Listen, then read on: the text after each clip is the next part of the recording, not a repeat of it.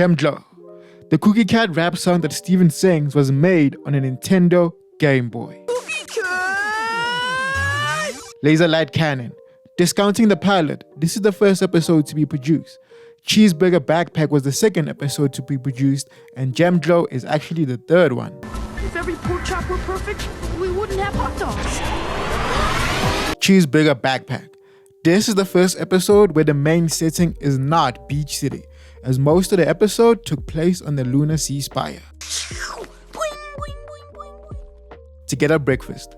This is the first episode where Steven's enhanced strength ability is shown, as he was able to force together the breakfast in its mutated state into the lava pool without the other crystal gems' assistance. I have to burn this too.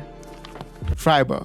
This is the first episode where Garnet and Amethyst are absent, and second time that Pearl is defeated by a condiment. The first being to get a breakfast, where she is defeated by a possessed to get a breakfast with whipped cream. That's unusual! Catfingers. Estelle, the voice actor of Garnet, said that this is the least child-friendly episode, but it's actually her favorite episode of season 1. I guess cat fingers don't function well as fingers. Bubble Buddies.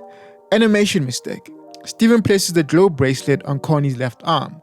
When they surface the water, the bracelet is seen on her right arm. Serious Steven.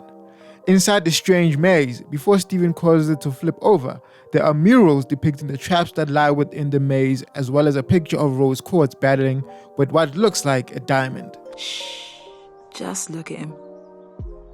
Tiger Millionaire.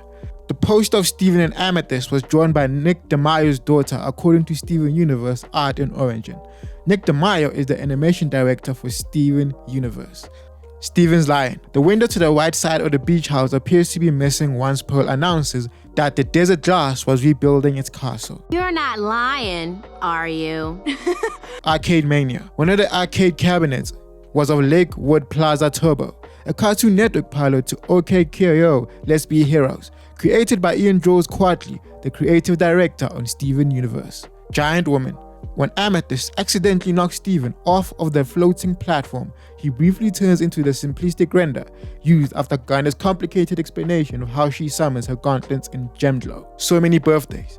In Cartoon Network Philippines, the part where Steven said, "But a boy on the cusp of manhood can't spend the whole day whackering," was censored and cut out of the show. Lars and the Cool Kids. In early development, this episode was called Steven, Lars, and the Cool Kids. Onion Trade. Animation mistake. In the first scene, after Steven opens the front door, the door is suddenly closed and cuts to close-up shots. Then it reopens itself in overhead shots. Steven the Sword Fighter. During Pearl's regeneration, the silhouettes of Pearl's past forms can actually be seen. Lion 2, the movie. The title Lion 2, the movie, is a play on the phrase Lion to the movie, which was also Steven's primary goal in the episode. Anyway, let's go to the movie! Beach Party. When Nana Foo's debuted, all characters in the opening sequence are now accounted for in the series. That's so cool. Rose's Room. The tiny floating whale is also voiced by Susan Egan, the voice actress of Rose Quartz. Thus, unbeknownst to Steven, the whale spoke in Rose's voice when asking him what he really wants. Garnet! Ow. Coach Steven.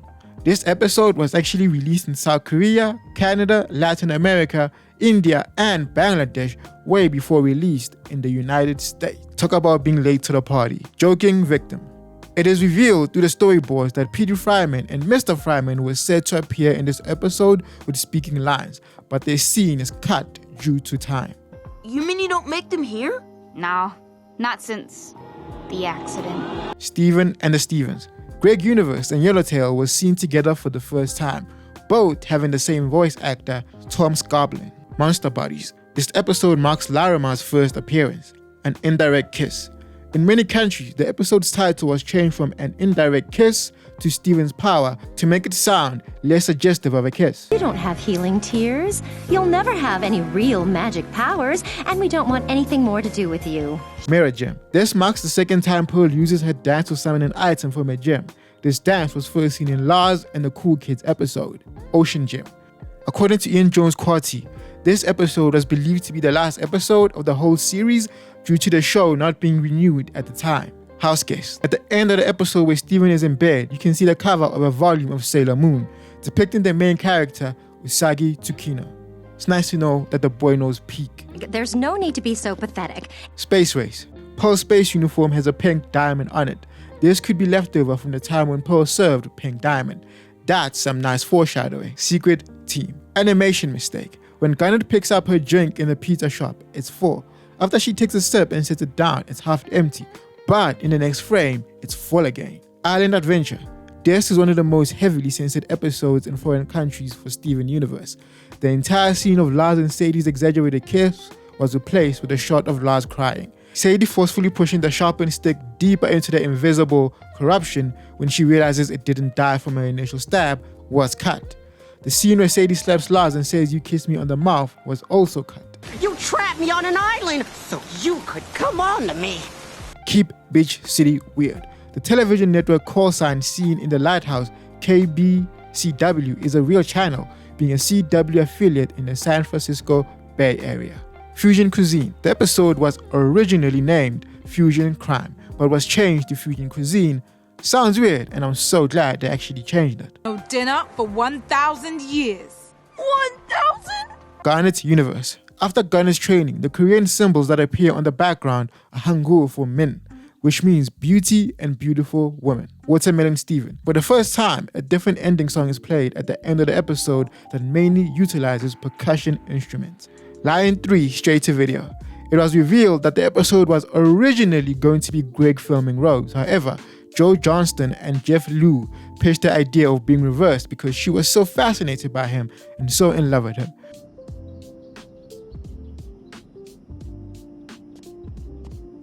Warp Tour. Animation mistake. When Garnet is holding the tray of cookies, there appears to be 8 cookies on the tray. When Amethyst eats the cookies, she actually eats 9. Alone Together. The party goers in the cloud were modeled after the Crewniverse, the test. The congratulations scene is a reference to the infamous ending scene of Neon Genesis Evangelion, wherein each character clapped and individually said congratulations to the main protagonist, Shinji Ikari, with the opening theme song playing in the background. Congratulations. Congratulations. Congratulations. Future Vision.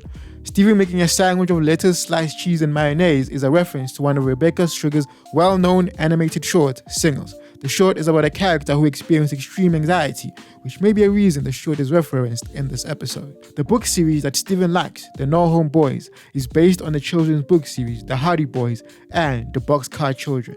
Horror Club. This episode was originally going to be called Beach City Horror Club, but 6 days before it aired, it was shortened to Horror Club, though it's still called by its former name in various international dubs. And you threw me away! Winter Forecast. Doug has a car resembling a Volvo of the early 200 series. These cars are somewhat commonly used by young people to cause their car to slide on icy patches and snow and play around with during the winter months in Sweden. Maximum capacity. The lyrics to the theme song Little Butler were muted as of the May 14, 2016 airing. However, they returned as of the August 31, 2019 airing. Marble Madness. In the early drafts, Marble Madness was originally titled Gemjoy. In these drafts, Steven fell down a hole in the cotton garden and got trapped with a single Robonoid.